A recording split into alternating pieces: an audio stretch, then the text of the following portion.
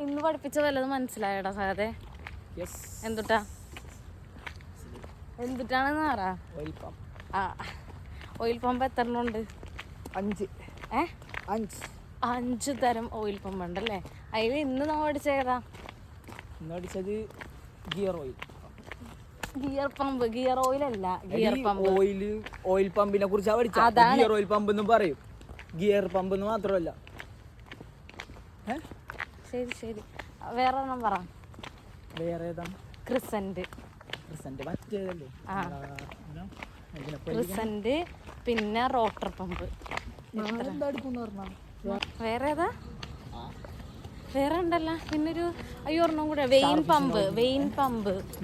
അത് ഇരിക്കണം ഇങ്ങനെ ലീഫ് പോലെ ഇരിക്കുന്നത്. അത് തന്നെ. അല്ല മനസ്സിലായ? എനിക്ക് മനസ്സിലായി. ഞാൻ അതില് സാറ് പറഞ്ഞ കേട്ട് മുമ്പ് ചാടി പറഞ്ഞത്.